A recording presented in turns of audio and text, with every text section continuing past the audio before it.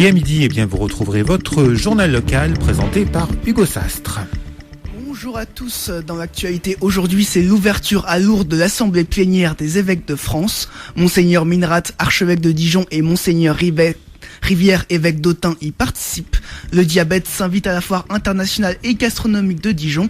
Des ateliers cuisine seront proposés demain après-midi pour aider les malades à se préparer leur repas. Demain se tiendra à Dijon le salon de l'étudiant, l'occasion de préparer son orientation quelques mois avant le lancement de la plateforme ATB. Pour de Mythes Info Plus, nous serons avec Côte d'Or Tourisme. Enfin, la météo de ce week-end s'annonce pluvieuse, voire neigeuse.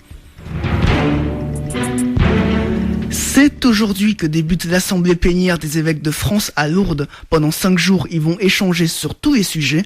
La conférence épiscopale va se pencher sur les maux d'une société française qu'elle juge fracturée, blessée par les attentats de 2015 et de 2016 et sur les moyens de faire société. Elle se penchera également sur la manière de refonder la politique à l'approche de l'élection présidentielle.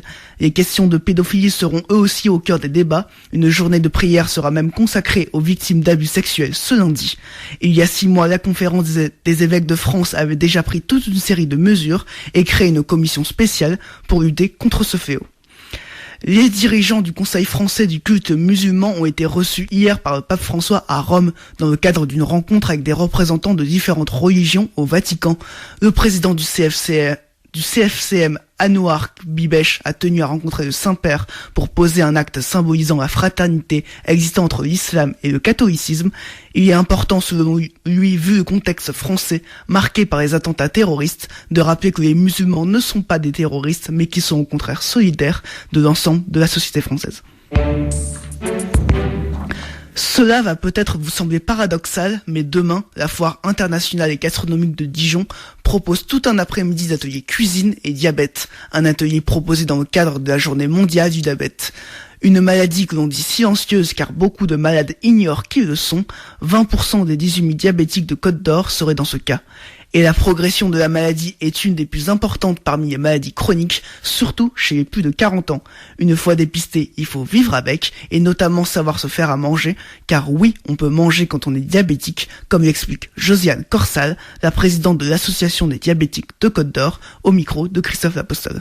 L'idée, c'est de dédramatiser cette histoire de faire un régime, que ce soit astreignant, qu'on n'a pas le temps, qu'on peut pas faire. Voilà. L'objectif, c'est de montrer comment on peut faire un menu assez rapidement pour que ce soit du plaisir, que ce soit gouléant et que ça prenne pas la tête, quoi. Voilà, c'est ça l'objectif. Et puis de faire attention aux ingrédients.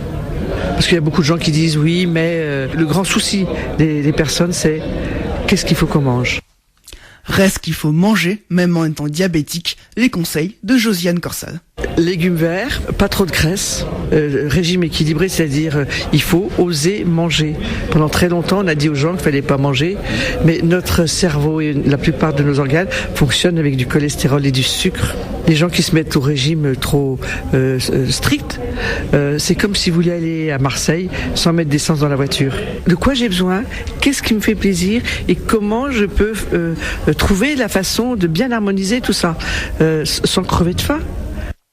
Et pour trouver des idées, rendez-vous sur la foire de Dijon pour un atelier culinaire santé demain de 14h à 16h avec la chef Monique Salera, une action menée par la CPAM de Côte d'Or. C'était le grand rendez-vous politique hier. Les 7 candidats de la primaire de la droite et du centre participaient hier soir au second débat télévisé de la campagne. 2h30 pour essayer de se démarquer à 15 jours du premier tour. Et à l'issue du débat, c'est Alain Juppé qui a le plus convaincu selon un sondage Elab avec 34% de satisfaction. À sa suite, Nicolas Sarkozy avec 24% et François Fillon avec 15%. Mais si on ne se concentre que sur les sympathisants de la droite et du centre, l'ancien président arrive en tête avec 31%, suivi d'Alain Juppé avec 28%, puis de François Fillon avec 21%.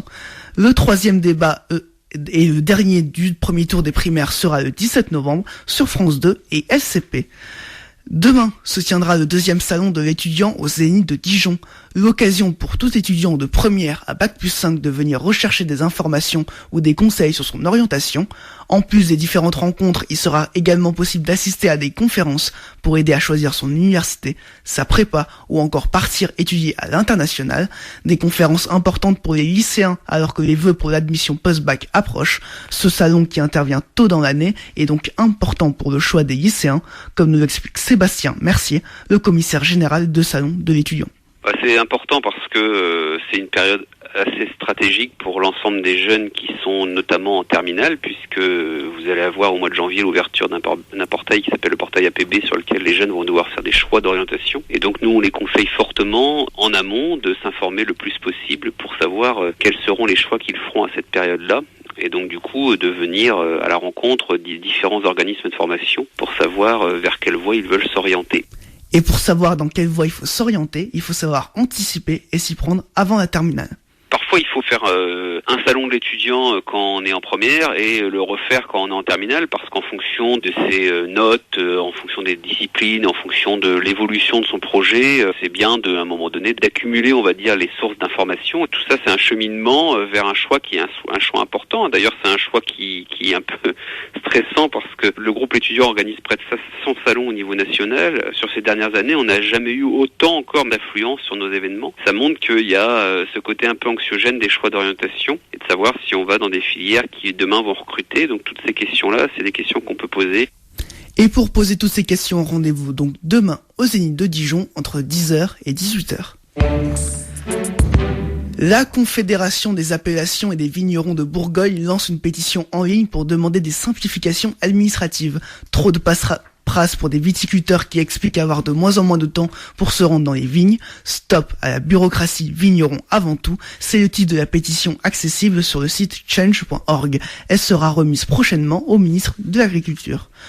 Moins d'un an après son adoption lors de la COP21 à Paris, l'accord sur le climat entre symboliquement en vigueur ce vendredi. Pour l'occasion, la Tour Eiffel et l'Arc de Triomphe seront éclairés en vert ce soir.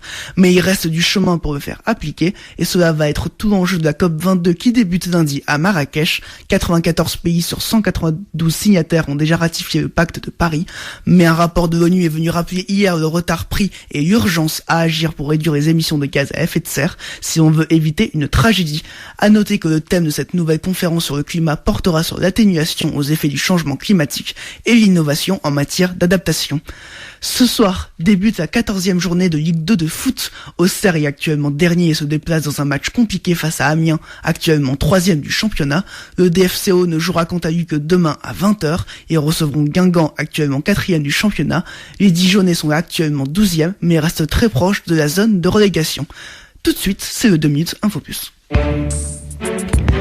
Un 2 minutes Info Plus avec Anaïs Gore de Côte d'Or pour Tourisme qui va déjà commencer à nous proposer des idées pour le week-end du 11 novembre.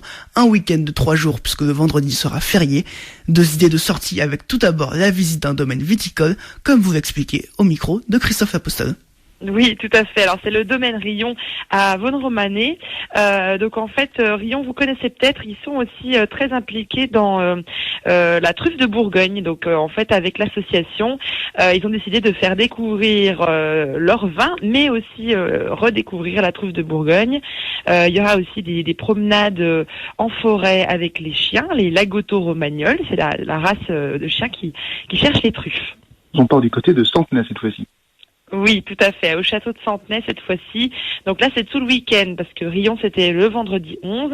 Là, ce sera le 11 mai jusqu'au dimanche 13 au château de Centenay. Donc là, exposition de peinture, vin à nouveau, petite sélection de super vins du château de Centenay et puis aussi dégustation de chocolat. Donc si on est plutôt sucré, c'est plutôt à Centenay qu'il faudra partir. Merci à Anaïs Gore de Côte d'Or Tourisme pour ce 2 minutes Info Plus. Et les idées de sortie sont à retrouver sur www.côtedor-tourisme.fr. Tout de suite, la météo.